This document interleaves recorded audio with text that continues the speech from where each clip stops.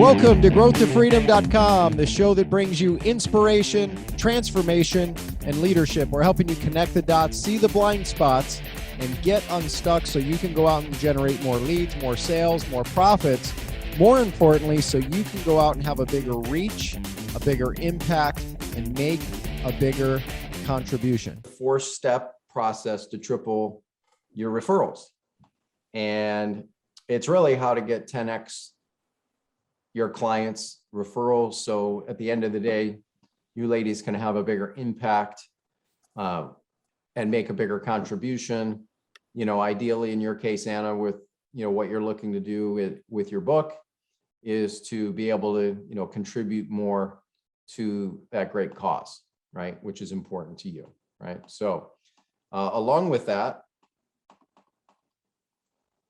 this approach we're going to talk about created over $1.2 million in revenue in about 36 months without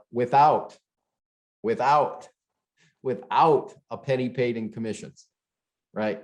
Or tacky affiliate programs or things like that sometimes people have a tendency to lean on as, oh, that's how I'm going to get referrals. Okay. So this process works both short and long term. That's if you do it right. And of course, there's a lot of ways to do it wrong, but there's a couple ways to do it right. So I want you to imagine, for a second, like what if just from this simple process that we'll share with you today, this week, you could go out there and get yourself at least 1 to 2 clients, not only this week, but in many ways have a new mini system where predictably you could be generating 1 to 2 new clients every week moving forward, like how that would impact you. And again, in a cool way, in a non-salesy way, without tacky, hypey, overzealous affiliate type things, right? Just organic, feel good, simple approaches to be able to move people forward in your process, right? And then have people move, be excited to want to introduce you to them, right? And in fact, what if you had a person of influence that was your advocate and became a raving fan for you, right? You can actually structure this strategically done right. And that's when it starts to get fun, like when you have other people helping support you that maybe you never thought possible, right? So who is this for? This is for people who might be at a place where they consider their marketing strategies are working like this, where they're hearing crickets, or your referrals aren't coming in as predictably as you like, or it's 1 in a million, or it feels like it's happening every year, 1 a year instead of 1 every couple of weeks, right? So we want to move you away from crickets to be able to be in a place where you have clarity, right? So this is also for you if you don't know what to create for a referral program in your business. It's also for you if you're at a place where you already have a successful system set up. Maybe you have an affiliate program, maybe you have a referral program, something like that, right? In addition, the thing to realize is that the big problem with this is kind of a hidden problem with referral programs, affiliate programs, things like that. And the reason is a lot of times people take this approach, like a lot of things in automating your business or scaling your business, is we figure it must be, or should be, or it needs to be a one size fits all, right? And it isn't, and it doesn't have to be. And we'll talk about that a little bit too, right? So along with that, we want to help you avoid the traps that most people fall into with their campaigns. So you're going to walk away with a 4-step approach to be able to triple your referrals, maybe even more, just depending on you, okay? We believe this isn't just an idea that's worth $250,000 to you in the next few months, but over time done right, this could be worth far more, right? 3, 5, 10 times that if you apply it. That's the key, applying it. So why does it work? It works because of these 5 C's. What it does for your clients is it's going to give them these 5 C's: confidence, it's going to give them clarity, it's going to give them certainty, it's going to give them comfort, which is really critical at a base level. And it's also going to compel them to want to work with you versus the other C, which is convincing them, right? And by the way, if you get these 5 C's right in your traditional everyday marketing, it also is the reason people will move forward with you too, right? So this just kind of ties in with everything we've been talking about since our beginning, right? So elephant in the room, we want to help you avoid some of the mistakes. I want to share some distinctions with you. I don't know, do you guys know who that is? Who's that? Besides me, the guy to my left. Anybody know? That's Jay Abraham. Jay Abraham, exactly. So Jay's become a friend. You know, I think you may know I've invested a lot of money in training, consulting, all kinds of stuff. And then, you know, Jay was an early mentor. Now I speak on stages with Jay. I've had people go, wow, I got more value from you than what Jay has shared. But nonetheless, I invested in a package with him some time ago on a referral model, which, you know, I think he calls it the 94 referral strategies. And, you know, there's a whole lot more. So what we're going to cover today is like a tip of the iceberg, that there's all kinds of additional distinctions you can make from this. That literally he coined a program called 94 referral strategies moons ago, right? We're going to cover 4 steps to start the process. And as you get a base set, you know, then we can start going into more and more and more distinctions, right? But we want to give you some distinctions here. So let's dive into it. First one, and you might want to write this down. And it's maybe not what you would expect, but it's showing up probably like you do with your clients when they engage with you or when you're trying to get them to work with you, right? But I want to encourage you, if you don't have this DNA already, I think all of you probably do, or you wouldn't be here. And that's having a DNA, right? Which is being valuable, like trying to be valuable in advance without really having an expectation. There's a great book called Give and Take by Adam Grant. And, you know, in this book, there's all kinds of cool framings. Have any of you guys read the book Give and Take with Adam Grant? No, it's a great book to either audible or read or both. Short version of a few key insights from the book. In there, he says there's 3 types of people. There's givers, there's matchers, and there's takers, right?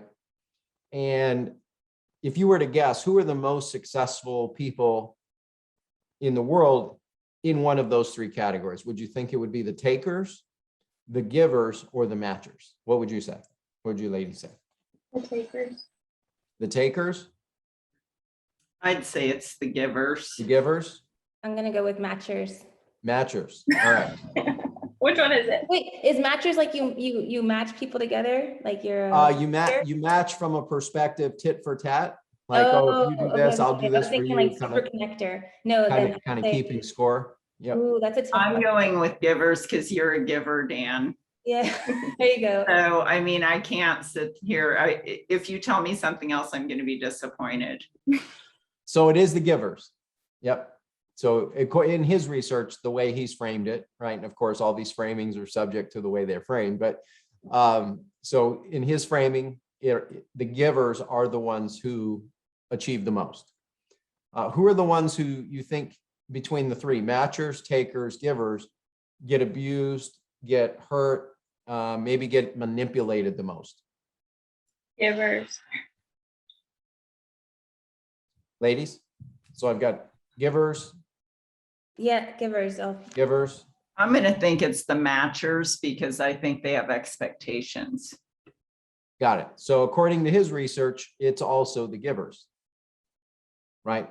And so the key here is, you know, a distinction that's really important with this step 1, be valuable in advance, is be valuable in advance with the right people, right? My early years, damaging confession.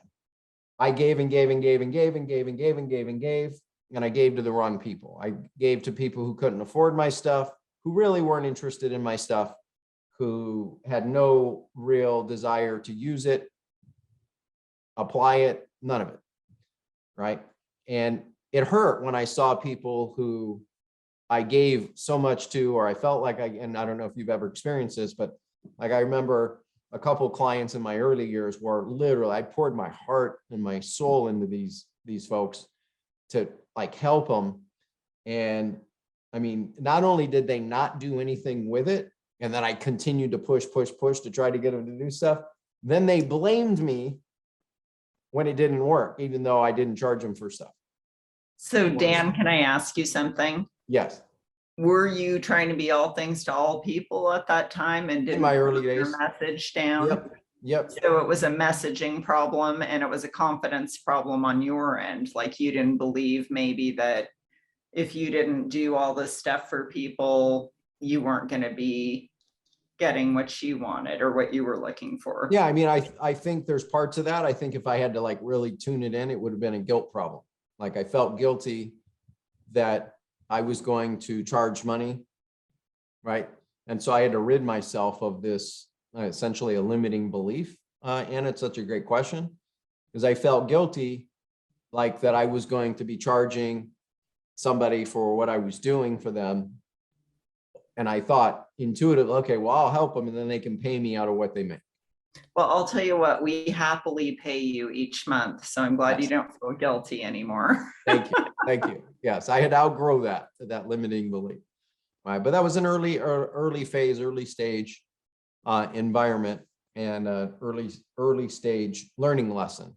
And it hurt, like it really hurt me, not only from the perspective of all the time being put into these, of the specific clients I'm thinking of right now.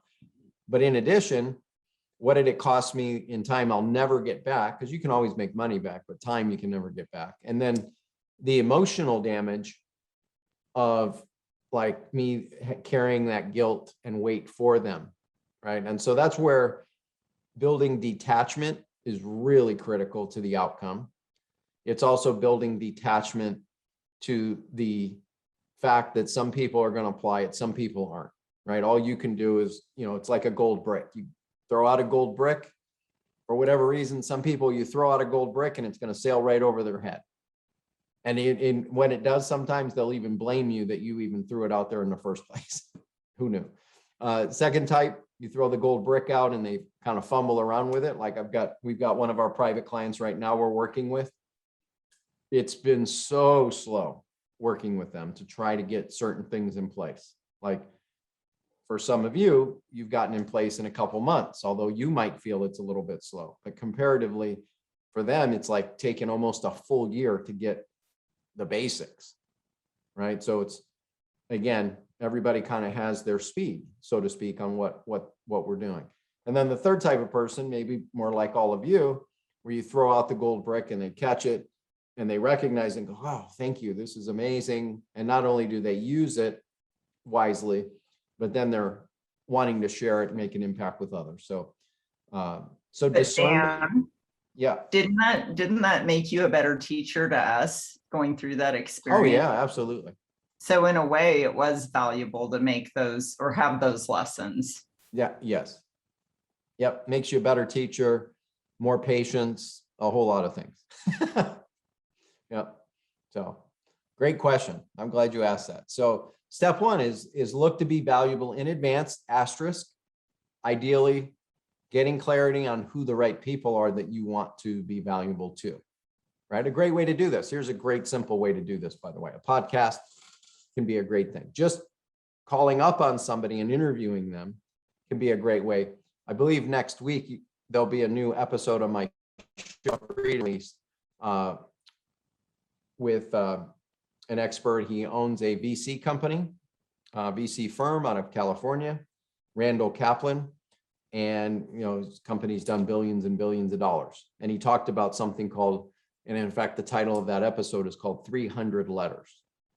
And it was an approach he took by being valuable in advance, how he got to sit with the founder of Sun America, who never gives interviews, who sat with him for an hour because of his approach, his diligence, being valuable in advance.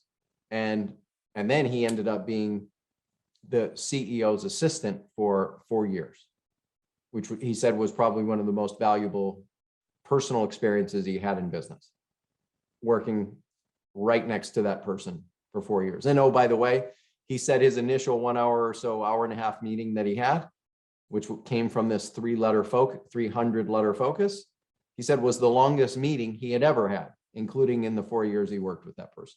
All right. So it's a fascinating example of look to be valuable in advance, asterisk, also be choosy who you decide to be valuable in advance with, right? And then also you got to have some grace about it, right? Have some grace. Like I'll give an example. I try to have grace. Like I think you ladies know, I coach this high school freshman football team. And I've got kids who are like superior athletes, and I've got kids who never even played football before and everything in between, right?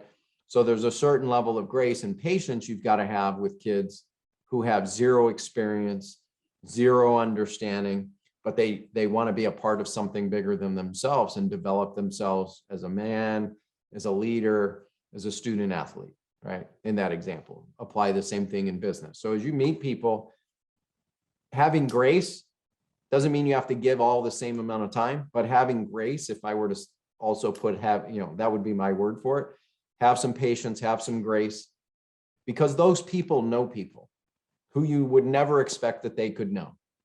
And if you're just nice to people, Joe Polish has a great quote. He said, be nice to the people on the way up, because there's the same people you meet on the way down, right?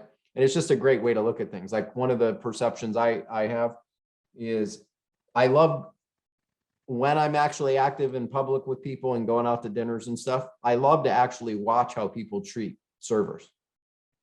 I learn more about that person in about 30 seconds of how they treat a server at a restaurant than almost all the interaction I could ever have with them anywhere.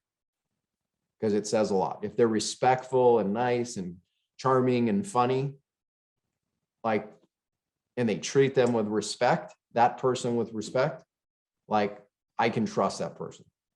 But if they're kind of like shady and sarcastic and demeaning and all that sort of stuff, putting them down or putting the service down or whatever, and that goes a long way in my discernment of like, am I going to spend much time with this person moving forward? I mean, and this goes in all walks of life. This can be dating, this can be business, this can be in athletics, all kinds of places. It's just a really interesting way to look at things. So step one, be valuable. I hope that was valuable for you as well. That just a little context. So Anna, thanks for stimulating that. Now, along with that is look at yourself as planting value seeds along the way, right? Now, this shouldn't be anything new. We've covered versions of this. So you plant your value seeds, right? And then ultimately you're planting value trees, or they're growing into trees, right? As you plant these seeds. Some germinate more than others, right? As you go on your seed journey, right? So plant value trees, and then that leads to step two. So step one, be valuable. Step two, ideally make it cool and compelling, make it interesting, make it fascinating, make it more of a dialogue if you can, versus just a one-way conversation, right? Make it cool and compelling. Now, the problem with this is, outside of our community here, like we'll call it the room, outside of this space, the unfortunate part is most people don't view business the way you probably do, or the way I do, right? They look at it very differently. Like in our community here, we look at like, what do we do, right? When someone asks, what do we do, right? You guys understand what you really do, right? And outside of our space, like if you go to a conference and you talk about marketing with a bunch of marketing geeks, like, sorry, that might not be the right label for you. I consider myself a marketing geek. I love marketing, love talking about it. I love sales, love talking about growing business, love talking about it, right? Put me in a room with a bunch of accountants, not such a fun experience, right? So we all have our place, right? So if we go to a room where people are talking about growing businesses and impact and making a bigger difference in the world and, using marketing and sales to do that, it's like, like my home, my place. But outside of that, which is 99% of others, they don't view even the words the same way. So here are a couple things to really keep in place regarding terminology, right? Realize perhaps you're not in just sales. You're really focused on influence. right? So when you speak of sales, instead of speaking, and again, this is the 99.9% outside of our culture, outside of like the place where it's everybody loves sales, everybody loves marketing, everyone loves growing a business, but 99.9% don't. So instead of calling it sales, you might consider calling it influence. Instead of calling it marketing, you might call it storytelling, right? Instead of a referral, even the word referral has negative connotations based on research. So instead of calling it, hey, can you give me a referral, is consider calling it an introduction. Hey, could you make an introduction? Or another version, depending on context of this, and I'm going to go deep in layers here, is could you make a recommendation? People love to make introductions and they love to make recommendations. Or depending on context, another version of this, hey, is there someone you could nominate?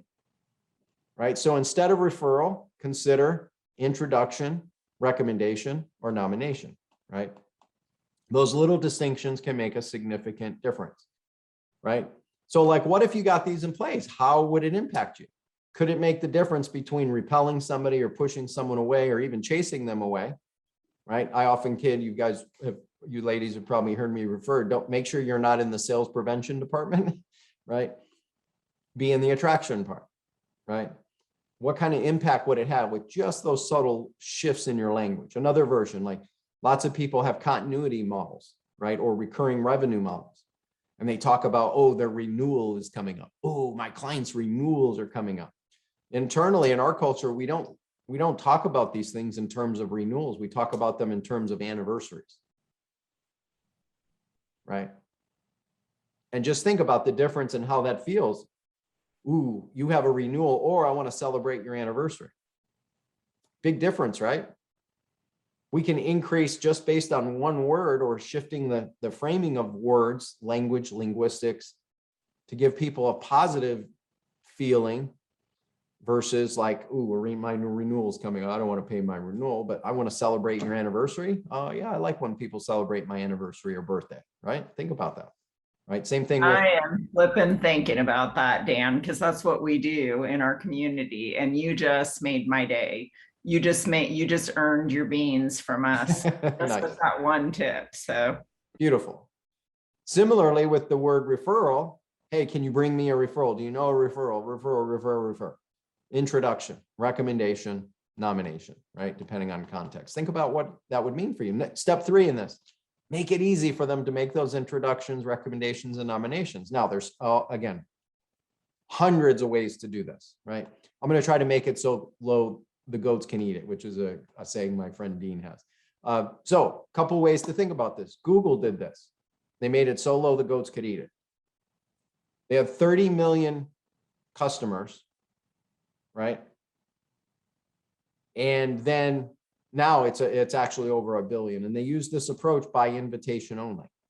It was a nomination or a recommendation, right?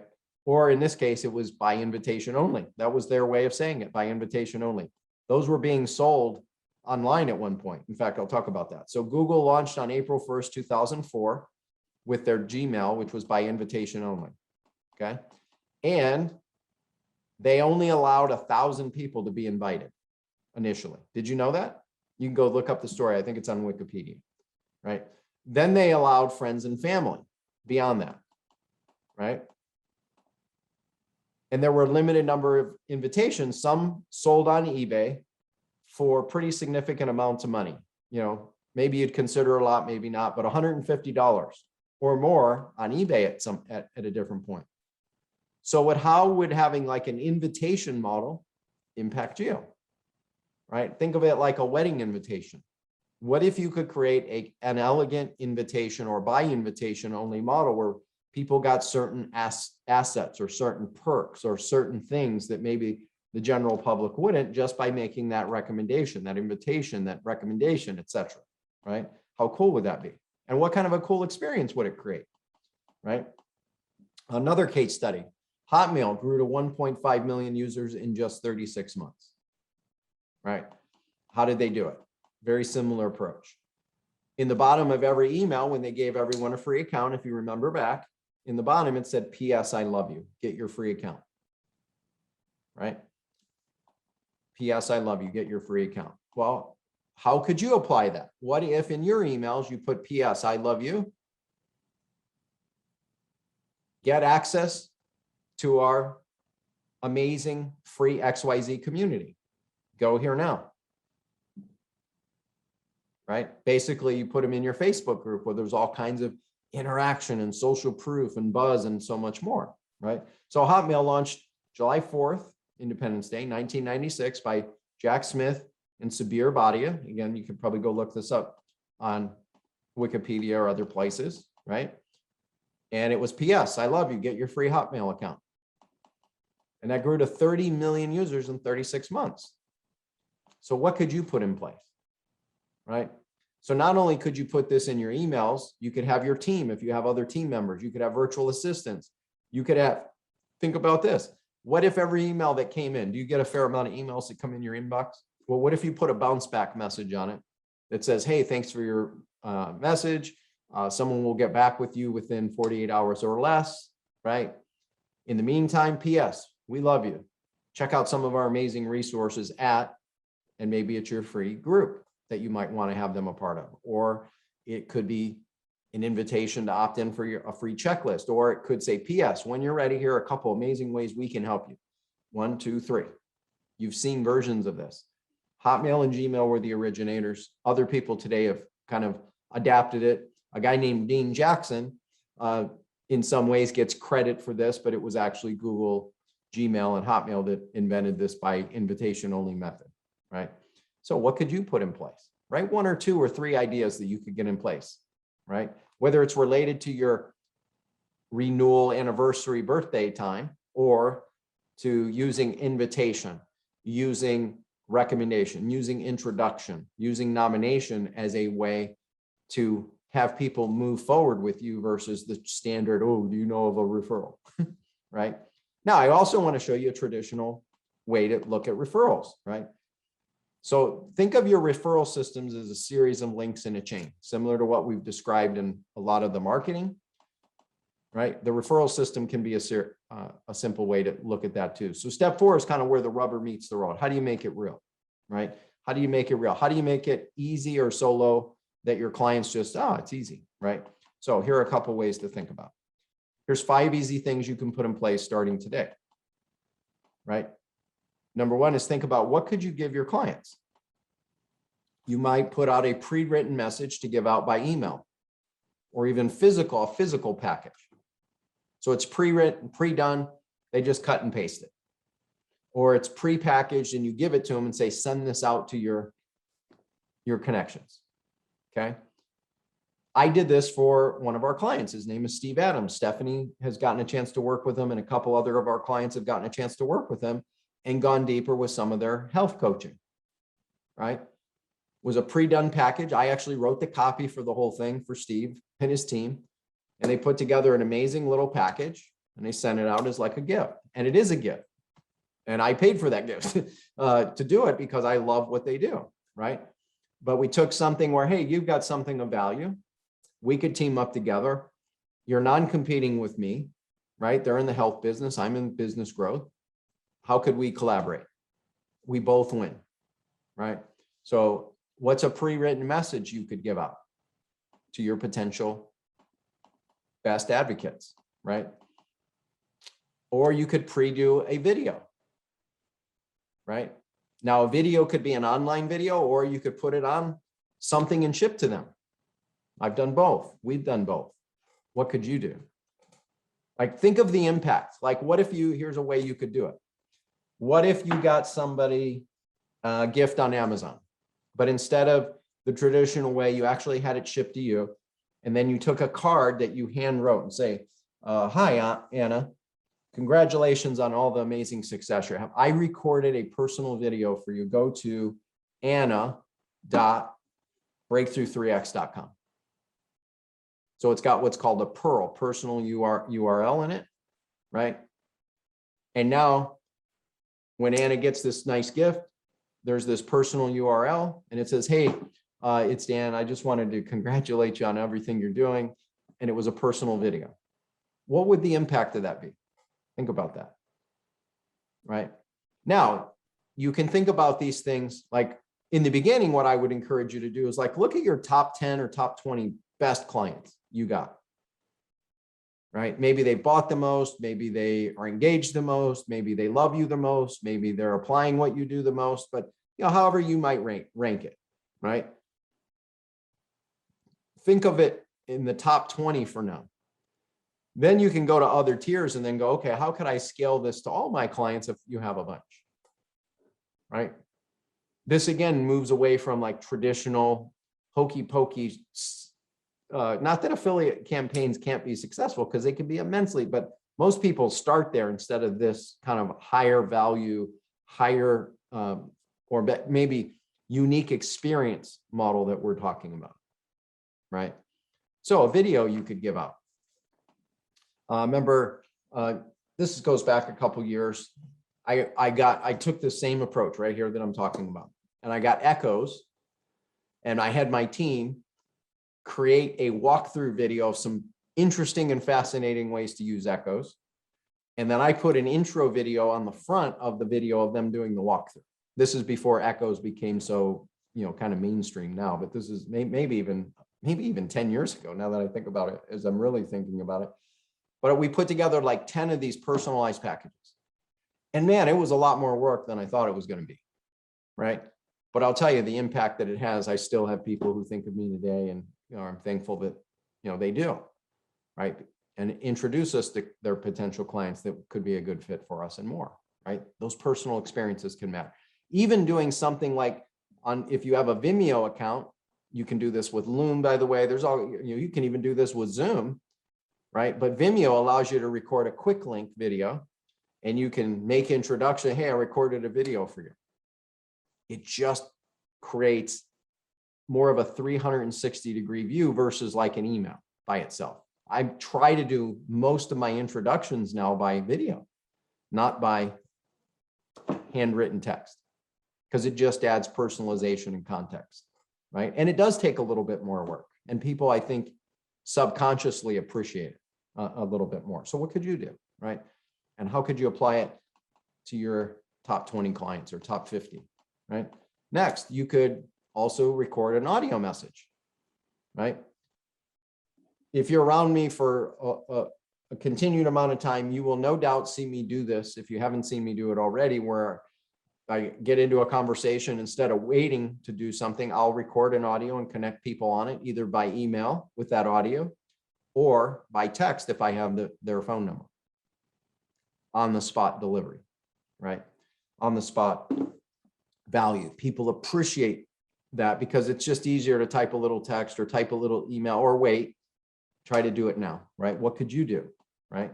What could you do to liven it up, that create depth? Could you set up a custom page where you could give out exclusive access to a series of tools, right? That's almost like gated, right? It's like a mini example of some of what you might do, the amazing work you do. That if someone makes an introduction, they can just take them to that page and they kind of now get a pulse for you. Some people call this an online wow package, right? An online wow package, right? Where you can give out a series of tools, and that works 24/7, right? Another, can you create a form to invite, recommend, and nominate others, right? Like a webinar or others. And I'll show you an example here in a second, which some of you already know, but you could create an online form for them to make it easy. You could create a physical form. We've got a form that I'll show you and I'll give to you so you can model it. There's a gal named Allison. She's pretty well known. Met her at Genius Network. I actually did a presentation like this for that community. And she got so excited about it because she was hosting a conference, I believe, with like 300 women. And I said, yeah, this is pretty simple to do. Just get up there and teach them the concept of referrals, and then invite them to make recommendations, introductions, and nominations. She told me she got over 300 referrals / introductions, filled out full info, first name, last name, email, phone, addresses, 300. She said, I got too many. I couldn't even keep up with them. What a great problem to have, right? By just asking. keeping it simple, making it. And I'm going to actually give, if it's okay with all of you, I want to give you an example of the form to use that you can model for your own business and copy model mine, right? Which was what she modeled for her business. Really, really simple, right? So here's another example. You can check this out. I won't spend much time on this, but you can just go check it out yourself. If you meet someone who you think, wow, they would be someone who would be like-minded, like-spirited, who's looking to grow their online business, simplify digital marketing, wants to get more clients daily, and maybe you don't know what to say or how to say it, you can go here right now and open it. You can open this up right now, but check it out later. But go to invite.breakthrough3x.com. There's a pre-written text done for you that you can edit any way you like. But all you do is drop your name in. You drop their name and email in. You click send, it'll open up the browser, you enter their email, and then it's already pre-written and pre-done. Right? Super simple to make it easier and simple. And again, you can edit it, so make sure you edit it based on your comfort level of what makes sense. But we found in my research of doing this for, talking to so many people about the idea of intro, what holds people back. I'm at dinner, I meet somebody, I don't know what to say about so-and-so. Well, what if you didn't have to figure that out? Instead, now you can use an app like this. Go to invite, it's pre-done, just send it to them. You can send it by text, send it by email, either way. Easy peasy, right? You could model that. And I want you to model that, right? I invite you to model that. Makes it easy to make the introduction, drop the name in, click the button, away you go. What could you get in place, right? What could you get in place like these things, right? Those 5 simple steps, right? So here are the 4 steps for you to get more referrals: introductions, nominations, and more. Be valuable, make it cool, make it easy, make it real. Really simple. Make it valuable, make it cool, make it easy, make it real, right? So PS, we love you. If you know a right fit, invite them by filling out the form, which I'll show you here in a second. All right, I'll pull that up on the screen so you can see it. And again, I'm going to send this to you so you can see it. And oh, by the way, rumor has it that anytime you put a puppy dog in a presentation, it increases response, endorphins, and a whole lot of things. So you can model that too. Anyway. Thanks for listening to this episode of growthtofreedom.com. Are you struggling to get a steady flow of new clients every day? Or maybe hit a plateau or hit a wall in growing your business? Well, let's help you solve this problem today. Let's review your business and have a conversation. You can do that for free today at breakthroughstrategycall.com. That's breakthroughstrategycall.com. In addition, if you're looking for a simple way to implement some of what we've been talking about in today's episode, then I want to encourage you to get our free small business toolkit. You can get that at activate.breakthrough3x.com. That's activate.breakthrough3x.com. If you'd like access to the special resources and all the show notes for this special episode, make sure to visit growthtofreedom.com.